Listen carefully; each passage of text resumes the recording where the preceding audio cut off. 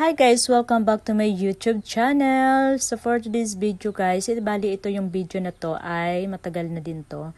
So naka-stock lang talaga ito sa aking cellphone. So kailangan na nating bawasan. So naisipan ko ay i-download lang to sa YouTube.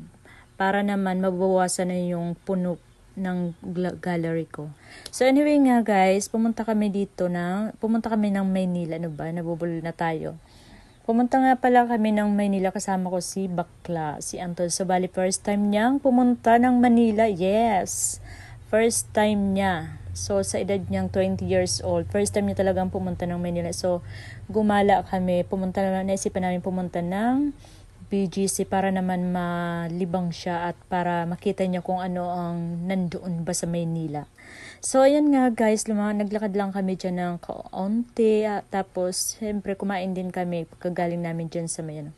So, andito na kami sa Grand Canal. So, bali, pangalawang punta ko na dito. Yan, yung kasama ko yung mga pamangkin ko. And then si Dido, kasi nag-aaral siya dyan dati sa Manila. So, pagbalik ko dito sa Bicol, isinama ko na siya kasi nag-isang buwan lang siya sa Manila. Ayaw niya na doon. Nalayuan siya sa school. So, ayan nga, dito na kami. Tapos, tamang selfie-selfie lang. Tapos, video-video. So, nakakaaliw. Buti na lang konti lang yung tao dyan. So, ayan, pauwi na kami niyan.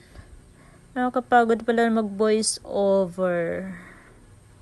So, medyo haggard na tayo dyan kasi pagkarating namin galing Bicol, talagang gala na agad. O, diba? Nag-post pa si Manay mo dyan. Ayaw, di ma! Saan ka dyan? O, diba? Sulitin ang 3 bakasyon sa Manila.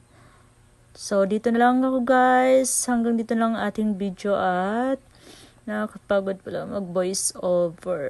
So, ayan si Anthony. Ngayon ay lalaki na siya. So, thank you for watching guys. Please don't forget to click the notification bell and likes and subscribes. Bye!